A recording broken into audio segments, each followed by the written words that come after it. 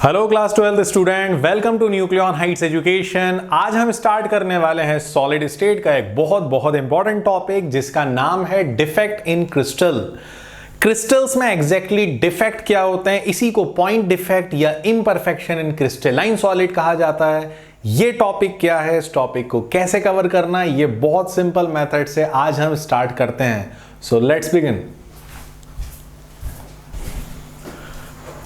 Point defect या imperfection in crystalline solid अगर आपको समझना है, बिल्कुल परफेक्ट तरीके से समझना है, तो फर्स्ट 2 मिनट्स में मैं इसके कुछ बेसिक्स क्लियर करा रहा हूं आप लोगों को। ये हमारे सामने एक आयनिक क्रिस्टल है जिसके हम आयंस शो कर रहे हैं। कुछ कैटायंस हैं जो आप पॉजिटिव देख सकते हैं और उसके साथ इक्वल नंबर में एनायन भी हैं। तो ये बेसिकली ये हमारे सामने एक आयनिक क्रिस्टल है। इस आयनिक क्रिस्टल में ये जो पोजीशन दिख रही है जहां आयन है, इसे बोला जाता है लैटिस साइट। लैटिस साइट या लैटिस पॉइंट।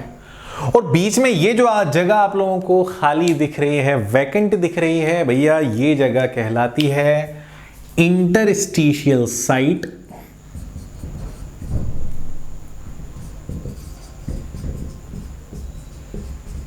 इंटरस्टिशियल साइट जिसे हम लोगों ने वॉइड के नाम से भी पढ़ा है। आप मेरे लास्ट वीडियो देख सकते हैं, वहां पे आपको क्लियर समझ में आ जाएगा। इसे वॉइड भी कहते हैं। अब होता क्या है, कोई भी क्रिस्टल परफेक्ट क्रिस्टल तभी रहता है जब टेम्परेचर होता है 0 केल्विन। 0 केल्विन पर कोई भी क्रिस्टल बिल्कुल परफेक्ट रहता है, लेकिन जहां टेम्परेचर 0 केल्विन से चेंज हुआ वहां क्रिस्टल में आ जाते हैं डिफेक्ट। और डिफेक्ट कैसे आते हैं ये मैं आपको क्लियर कर देता हूं। अगर किसी क्रिस्टल का कोई भी आयन, चाहे पॉजिटिव आयन अपनी जगह छोड़कर चला जाए, वैकेंट होल क्रिएट कर दे, नेगेटिव आयन अपनी जगह छोड़कर चला जाए, वैकेंट होल क्रिएट कर दे, अगर किसी क्रिस्टल का कोई भी आयन अपनी पोजीशन से हट जाता है और उसके हटने के बाद वहां क्रिएट हो जाता है होल या वैकेंट होल, जिसे हम वैकेंसी भी बोलते हैं, वैकेंसी या होल, तो अब इस क्रिस्टल को हम नॉर्मल क्रिस्टल नहीं कहेंगे। इस क्रिस्टल में जनरेट हो चुका है डिफेक्ट। अब डिफेक्ट को 1 बाय 1 हम लोग डिटेल में पढ़ेंगे, तो पहले इसकी बेसिक इंफॉर्मेशन जरूर नोट करना, क्योंकि डिफेक्ट्स के टाइप ज्यादा हैं। अगर तुम्हें बेसिक्स क्लियर नहीं है, कंफ्यूज हो जाओगे, बहुत बड़ी प्रॉब्लम होगी। तो सबसे पहले इस पॉइंट का स्क्रीनशॉट लो, फिर मैं इसके 1 बाय 1 एक एक टॉपिक को क्लियर करता हूं। तो फाइनली डिफेक्ट्स को लेकर बेसिक क्लियर हुआ। अब 1 बाय 1 एक एक डिफेक्ट को पढ़ना है। यार देखो, इस बात का ध्यान रखना, ये टॉपिक 12th बोर्ड के साथ IIT नीट के लिए भी बहुत इंपॉर्टेंट है। डिफेक्ट का फर्स्ट टाइप है स्कॉटकी डिफेक्ट। पहले तो इसकी हेडिंग लिख लो, स्कॉटकी डिफेक्ट, और एक लाइन लिख लो, it was given by German scientist Schottky in 1930 1930 में स्कॉटकी नाम के साइंटिस्ट ने ये डिफेक्ट दिया था। और इनका कहना क्या था, थोड़ा मेरी बात समझना आप। ये एक आयनिक क्रिस्टल है जिसमें बराबर कैटायन और एनायन इक्वल नंबर में। अगर किसी आयनिक क्रिस्टल के कैटायन और एनायन दोनों अपनी जगह छोड़कर चले जाएं, ये पूरा क्रिस्टल है, इस क्रिस्टल में यहां कैटायन था, ये चला गया अपनी जगह छोड़कर, जैसे ये जगह छोड़कर गया तो यहां क्रिएट हो गया होल, यहां कहीं भी एक एनायन अपनी जगह छोड़कर चला गया, इसने भी क्रिएट कर दिया होल। तो सबसे पहले इस बात का ध्यान रखना, equal number of cation and anion leave their lattice site and creates whole.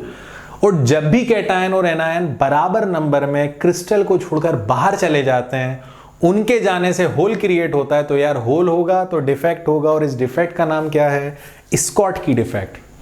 मैं आपको बता दूं, इस बात का ध्यान रखना, जितने कैटायन क्रिस्टल को छोड़कर बाहर जाएंगे उतने ही एनायन भी क्रिस्टल को छोड़कर बाहर जाएंगे। तो सबसे पहली बात ये आप लोगों को नोट करनी है,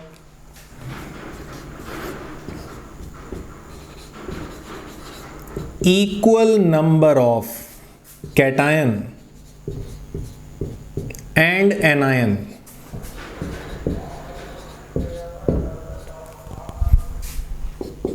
leave their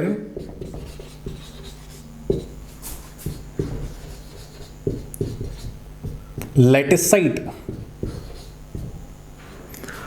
बराबर नंबर में कैटायन और एनायन अपनी जगह छोड़कर चले जाते हैं and creates whole.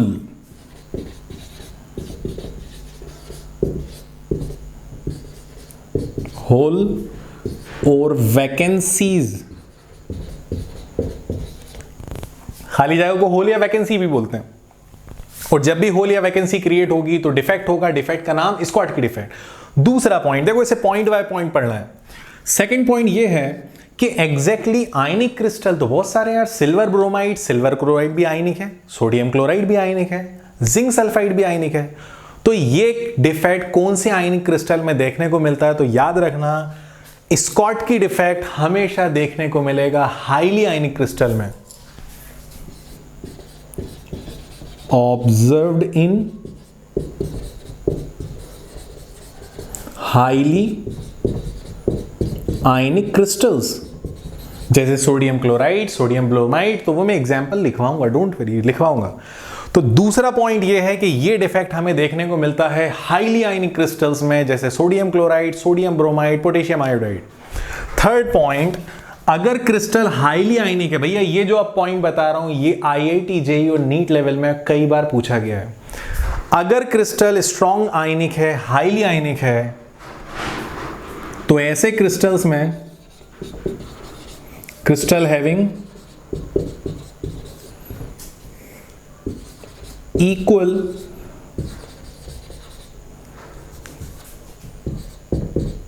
Size of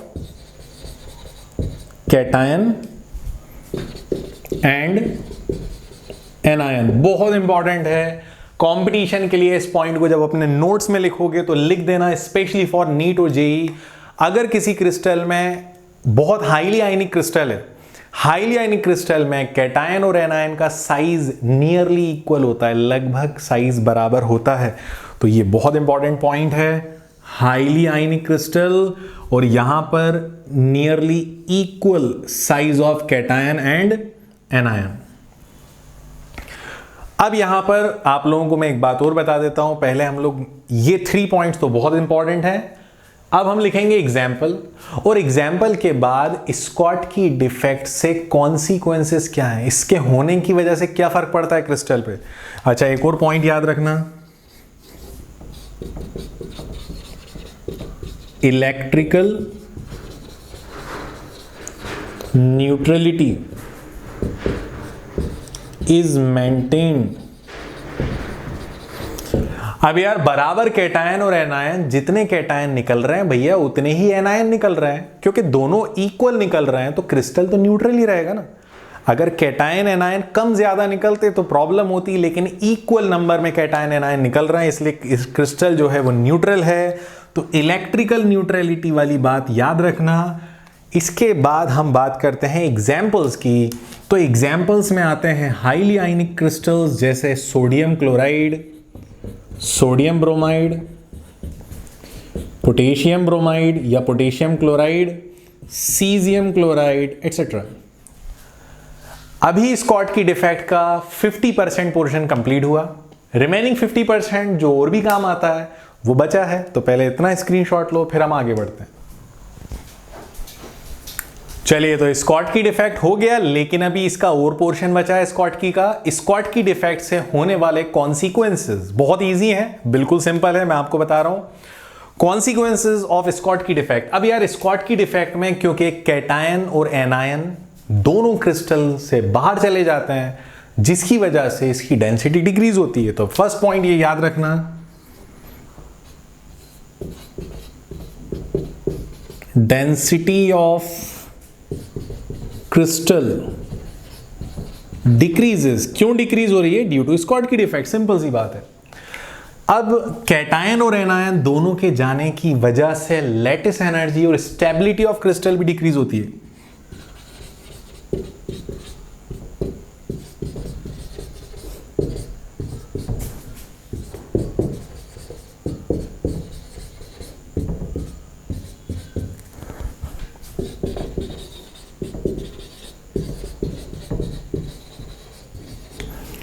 lattice energy, जिसे लैटाइस एनर्जी भी बोलते हैं, एग्जैक्टली लैटिस होता है। लैटिस एनर्जी और स्टेबिलिटी दोनों डिक्रीज होते हैं स्कॉट की डिफेक्ट की वजह से।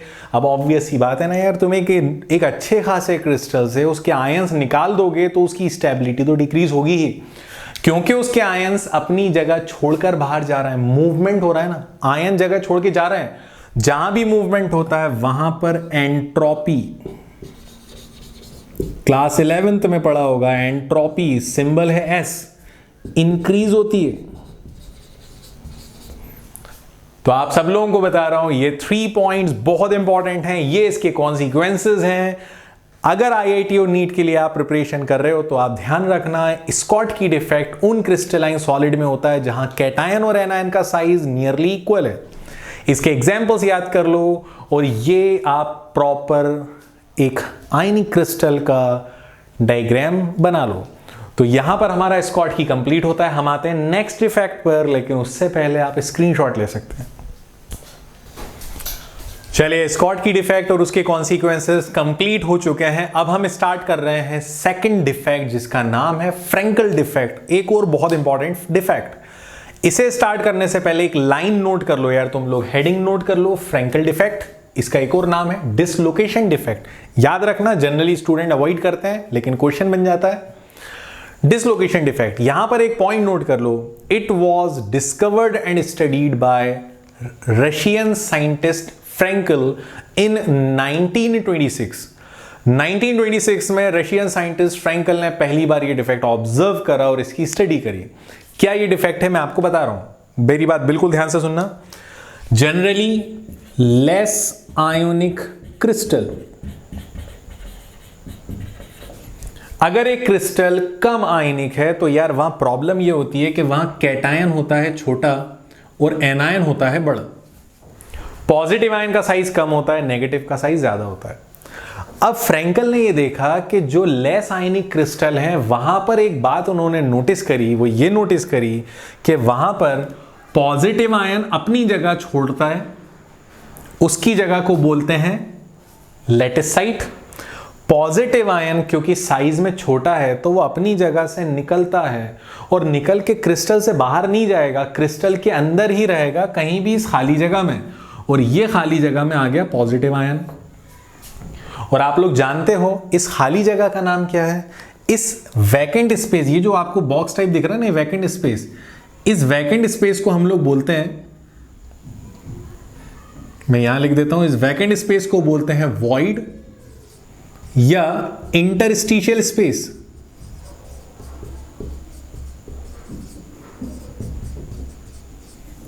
और क्योंकि कैटायन अपनी जगह छोड़कर निकल रहा है तो कैटायन के निकलने से हो रही है कैटायन वैकेंसी, जगह खाली हो रही है। कौन सी जगह खाली हो रही है, कैटायन की, इसे कैटायन वैकेंसी कहते हैं। तो अगर किसी less ionic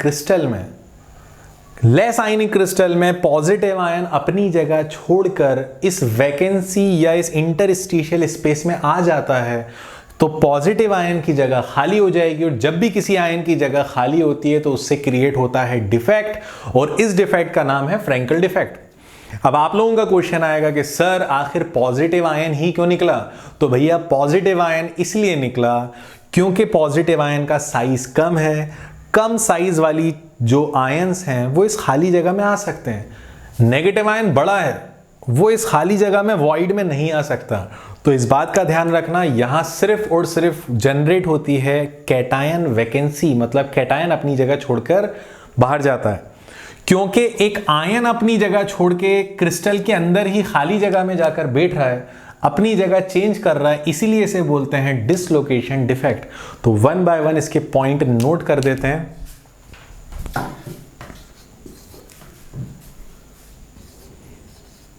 observed in less ionic crystal, पहले तो ये पॉइंट याद रखना, लेस आयोनिक क्रिस्टल्स में देखने को मिलता है where positive ion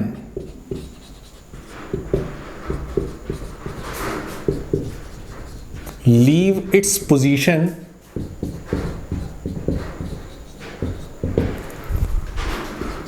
and moves toward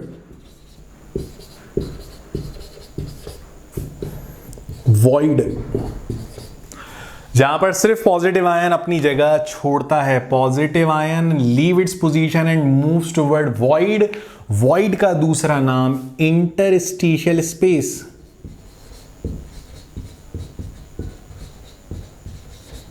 interstitial space, तो याद रखना भैया वॉइड या इंटरस्टिशियल स्पेस में जाता है। अब यहां पर आप साफ देख रहे हो, क्या यहां आयनिक साइज बराबर है? बिल्कुल नहीं है, तो ये पॉइंट नोट कर लेते हैं।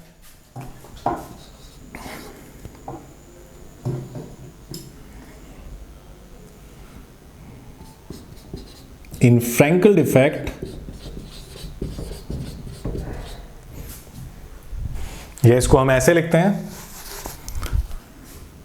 This defect is observed in crystals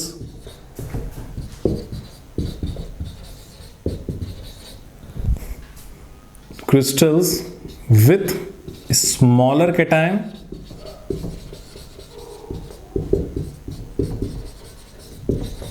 and larger anion। तो ये आपके जेईई और नीट जैसे एग्जाम के लिए ये वाला पॉइंट हो गया कि ये डिफेक्ट उन क्रिस्टल्स में देखने को मिलता है जहां पर कैटायन छोटा होता है, एनायन बड़ा होता है। तो ध्यान रखना साइज अनइक्वल होना चाहिए कैटायन एनायन का। अब यहां पर कुछ एग्जांपल्स हैं तो मैं आप लोगों को बता देता हूं। लेस आयनिक क्रिस्टल्स के एग्जांपल जैसे AgCl, AgBr, AgI silver iodide, ZnS etcetera. आप लोग इसका स्क्रीनशॉट लो, इसे नोट करो, और यहां पर AgBr थोड़ा स्पेशल होने वाला है। क्यों स्पेशल होने वाला है आगे मैं बताऊंगा। पहले इसके कॉन्सिक्वेंसेस, फिर इसके कुछ एक्स्ट्रा पॉइंट, तो आप इतना नोट कर लो। तो यहां पर फ्रैंकल डिफेक्ट होता है कंप्लीट। अब हम आते हैं इसके कॉन्सिक्वेंसेस पर। वन बाय वन कॉन्सिक्वेंसेस याद कर लेना, बहुत काम आते हैं।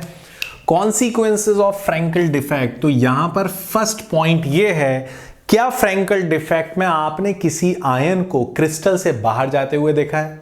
बिल्कुल नहीं। जो आयन है वो क्रिस्टल के अंदर एक जगह छोड़कर दूसरी जगह आ जाता है, क्रिस्टल के अंदर ही रहता है, मतलब यहां डेंसिटी सेम रहेगी।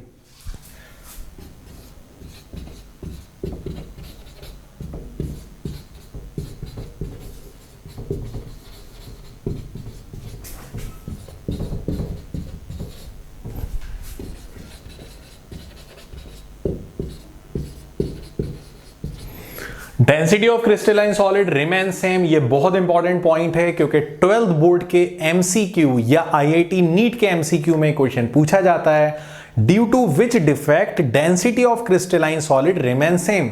ऐसा कौन सा डिफेक्ट है जिसके होने के बाद भी डेंसिटी सेम रहती है? तो आंसर है फ्रैंकल डिफेक्ट। क्योंकि यार हम लोग जानते हैं डेंसिटी क्या होता है, डेंसिटी होता है मास अपॉन वॉल्यूम। आप देख सकते हो सभी आयन अपने क्रिस्टल के अंदर है, मतलब मास सेम है और वॉल्यूम तो ना कम हुआ है ना ज्यादा हुआ है, इट मींस डेंसिटी सेम रहेगी।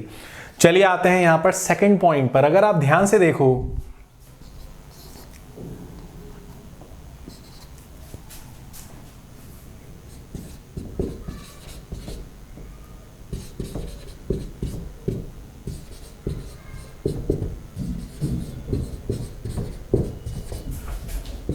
यहां पर क्रिस्टलाइन सॉलिड का डाइलेक्ट्रिक कांस्टेंट या डाइलेक्ट्रिक जो है वो इंक्रीज हो जाता है। अब क्यों इंक्रीज होता है? क्योंकि आप देख सकते हो सेम चार्ज वाले आयंस क्लोज हो जाते हैं, जिसकी वजह से डाइलेक्ट्रिक कांस्टेंट की वैल्यू बढ़ जाती है। तो याद रखना फ्रैंकल डिफेक्ट से डाइलेक्ट्रिक कांस्टेंट बढ़ता है।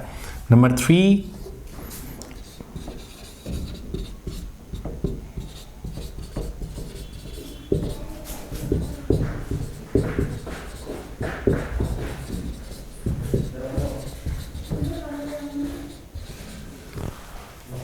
Lattice energy and stability of crystalline solid decreases. कोई भी आयन अपनी जगह छोड़कर बाहर जाएगा तो उससे लैटिस एनर्जी और स्टेबिलिटी दोनों डिक्रीज होंगी। एंड लास्ट पॉइंट, क्योंकि आयन का मूवमेंट हुआ, यहां था आयन वो इधर आ गया, मूवमेंट जब भी होगा तो यहां पर एंट्रोपी ऑलवेज इंक्रीजेस। तो ये कुछ पॉइंट है फ्रैंकल डिफेक्ट को लेकर, आप लोग इसका स्क्रीनशॉट लेकर इसे नोट कर सकते हो। फिर मैं यहां पर एक बहुत इंपॉर्टेंट पॉइंट को बताऊंगा, फिलहाल इसका स्क्रीनशॉट ले लो। तो आज के वीडियो में हम सिर्फ पढ़ेंगे ये 2 डिफेक्ट, एक फ्रैंकल और एक स्कॉट की। नेक्स्ट वीडियो में हम आगे के डिफेक्ट्स कंटिन्यू करेंगे, लेकिन जाने से पहले एक बड़ा important point for neat and JEE, silver bromide AgBr बड़े बड़े वर्ड्स में लिख लेना, अपनी नोटबुक में स्टार लगा लेना, पॉइंट स्पेशल कर देना, बहुत इंपॉर्टेंट है। AgBr is the only crystalline solid which shows both Schottky defect as well as Frankel defect. AgBr वो क्रिस्टलाइन सॉलिड है जो Schottky डिफेक्ट में भी आता है, Schottky डिफेक्ट भी शो करता है और फ्रैंकल डिफेक्ट भी शो करता है। तो यार ये तो अपने आप में बड़ा स्पेशल पॉइंट हो गया, क्योंकि AgBr एक ऐसा सॉलिड है जो कभी Schottky डिफेक्ट शो कर देता है तो कभी फ्रैंकल भी डिफेक्ट शो करता है। तो दोस्तों स्टूडेंट्स, यहां पर हम लोग इस वीडियो को कंप्लीट करते हैं। काफी टाइम बाद आज वीडियो रिकॉर्ड कर रहा हूं, शायद इसी वजह से राइटिंग को थोड़ा